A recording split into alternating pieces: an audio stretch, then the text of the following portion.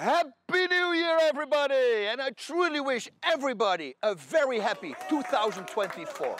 Oh, wait a minute. When you look around in the world, there's so much hate going on. Why is that? Well, let's talk about it. People, we all want to be heard. And some of us who have not a lot going on in their lives, they feel the need to be heard the most. Because, well, I already said it, they have nothing else. We're full of pride as well. Yes, I'm including myself. I just started noticing that I did this and then I stopped doing it because, as I mentioned before, who the hell am I? Who the hell are you and who the hell do we all think we are? Do you really believe that you're so important? Why? What makes you stand out? And that is how I talked to myself and found out that we all need a little bit humility. And when I say the word humility, most of us are thinking about people who don't fight back, who are very introvert, and who don't have the guts to say something back. We see those people as weak. But you know what it means? What the word humility actually means? I tell you what it means. It means living in accordance with the truth. People with true humility are the opposite of weak. They will actually speak up, not be introverts. So they are strong, while all the other screamers are the weak ones. You see, as a bouncer, the weakest people always, without exception, were the ones who scream at you. They are the barking dogs. They try to hide their fear behind screaming. I was never afraid of a guy like that. But the one that put me on my toes, though, yes, that was the guy who just stayed quiet, just nodded, and then walked away after I told him that he had to leave. Oh, you better believe that I would send somebody after him to make sure that he gets his license plate or something, because those are the guys that might come back at the time that you don't expect it. You see, every serial killer who gets caught, what do the people say who knew him? They always say, he was so quiet and he was so nice. There you go. So screaming is an insecurity. And the harder they scream, the more insecure they are, especially about what they are screaming about. Meaning, if a person doesn't know the truth, but wants to bend the truth to his will, he will start screaming. And then he or she believes that the harder they scream, the more we believe they are correct. But they're simply not. And everybody knows this. So we all need a little bit more humility. And we need to react when our emotions are under control. I mean, how many times did you react to a post and then the next day when you read it back, you realize that it was way over the top? And it was just because your emotions were going crazy. I actually had that a bunch of times myself in my life. Now let me get a little bit deeper into it and give you an example. So let's talk about atheists who always feel the need to react with bad language and anger to Christians when somebody posts something about Jesus. Like myself, I'm a big believer. And by the way, if you don't know why I'm a big believer, watch the video on this channel. Why did Bas return to the faith? Because I wasn't a big believer myself until some freaky things started happening to me. Now let's start by saying this. I have friends who are atheists or agnostic. Agnostic, those are the people who neither have faith or disbelief in God. And those friends are great. Otherwise, I wouldn't call them friends. The ones I'm going to talk about in this video are a small percentage of atheists. Not agnostics, they don't do this. So I'm talking about a small percentage of atheists. By the way, wait a minute. Now I realize that the screamers are like agnostics, but they simply don't want Jesus to be real, and that's why they're screaming. Okay, this is all going to make a little bit more sense after this story here. Here goes.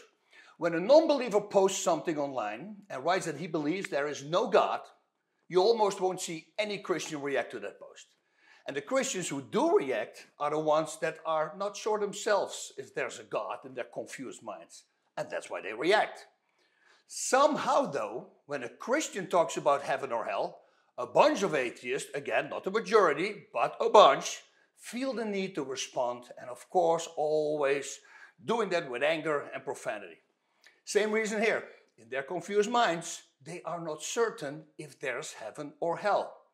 Now let me give you an example so it makes more sense.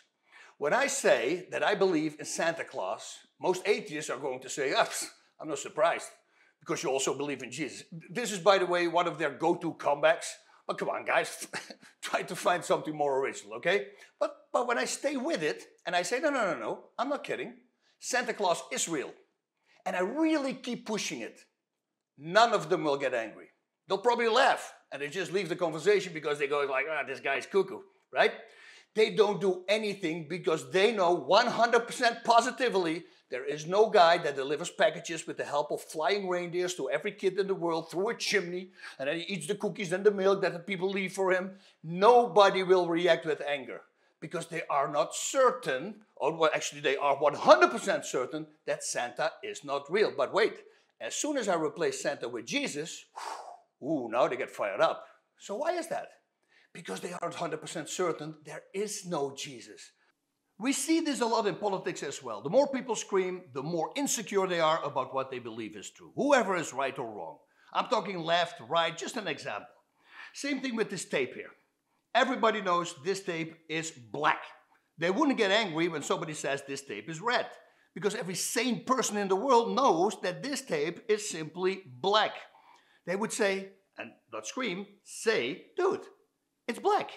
None of them will get angry. And this one you heard me say many more times. People also judge others on what they did wrong. You can have been a perfect guy your entire life, you help people, whatever you did well, you do one bad thing and suddenly you're a scumbag. And it's the same with certain groups, right? All cops are bad, all lawyers are criminals, all military, they kill babies, the blonde girls are dumb, athletes are dumb, Muslims are terrorists, priests are pedophiles. I can go on and on. When a very small percentage of a certain group, I mentioned the group, is bad, suddenly that whole group is bad. Unless, of course, it's somebody in their family. You see, if Uncle Joe is the rapist, nobody else in their family is a rapist, and they are even blood related. A funny thing though, if Uncle Joey is the hero, just saved a whole bunch of kids, they immediately are like, yeah, I come from a hero family. You see, my Uncle Joey just saved a bunch of kids. Then they're suddenly the same. You see how this goes, right? That's the same like with a bunch of training camps for fighters. Thankfully not many, but I have seen some. If their fighter wins, we won. But if the fighter loses, he lost. So sticking with the faith, I'm going back to the faith, stop reacting like a douchebag if you don't believe in God. Because the harder you scream, the more insecure you are about what you're saying. And if you want to react, why won't you be smart about it? Why do you feel the need to respond with anger and profanity in a way that somebody would never do in person? I know why, because now you're safe behind your stupid keyboard. If you don't believe in heaven and hell, I'm okay with that. But somehow you're not okay when I do believe in heaven and hell? Listen, every bad comment I read, I stop reading after the first bad word. If you call me a dumbass and then you start writing, you are writing for nothing. You're wasting your time. I'm not going to read what you said. Just think. You're calling me a dumbass. Please explain to me why you would believe that I would read the rest of your message. What is the logic behind that? For a sane person, I mean. Because I know your logic, but you're insane. That's the difference. It's because you would still be reading when I call you a dumbass, because you want to use this as fuel to spit your anger out. It gives you a purpose, since apparently you don't have anything else in your life going on, and others don't hear you, and they don't see you, so you want to be heard. You see, a person who's happy in life will never attack people like you do. Yes, I'm talking to you, the screamers. Like I sell the O2 trainer, right? A lung training device. When I tell people that you have breathing muscles, that your lungs have no muscles in them, and that the only way for your lungs to open up is by your breathing muscles, which, by the way, are for inhaling, your diaphragm, and your external intercostal muscles, which are the muscles in between your ribs. Now, listen, I never knew that before until I was educated in this. It's just a very weird thing, so the majority of people don't know, because it's a very weird thing, as I already said. But then there's always people who, first of all, don't listen to what I say, and second, start LOLing. Well, can you tell me where my breathing muscles are? I want to train them. So just because they don't know how it works, they act as if they do know how it works. That's pride, again. And apparently, I'm wrong and dumb, and somehow they know better than all the scientists in the world. I mean, there won't be a single pulmonologist in the world who thinks like you. And why? Because if he wouldn't have graduated when he answered that in his test. So just by writing that, you're first of all insecure little person with a fake account, but now you're an insecure little person with a fake account who's also an idiot. Ah well, at least people don't know who you are, right? Since you have the fake account. Although you have to look at yourself in the mirror every evening and morning, right, when you brush your teeth. And now you see not only a weak person, but you also see a weak and dumb person. You should change that crying emoji, to a simple crying emoji, not from laughing. Maybe that's a better thing for you to go to. And just ask yourself this question. When you're dead, how do you want to be remembered? As a guy who tried to excel as, let's say, an example, a great guitarist who wanted to become a great musician, a famous guy, but he couldn't achieve it, and because of that he started hating the world and attacking people online with a fake account so that he could feel better about his life, and then in the end he dies as an angry person with not many friends. Wow, what a great life. Or do you want to be a guy who failed at being a great guitarist, who couldn't become famous because it just didn't work out, which, by the way, hundreds of thousands of guitarists have, same as in any other art, but who kept playing for fun and who found another passion that he fell in love with, pursued that passion, not for money, just for loving it, who raised a beautiful family. And then he taught his kids about failing and about picking it back up so they will be ready when something like that would ever happen to them. And then that person dies, leaves behind a lot of great memories and a lot of people respecting him. Think about that. What guy do you want to be? And this, what I'm going to say right now, I already mentioned before, so I'm repeating myself. It's like those catfish people. Have you ever seen that show? And then when they catch them, you see what kind of people they are. Don't you feel sorry?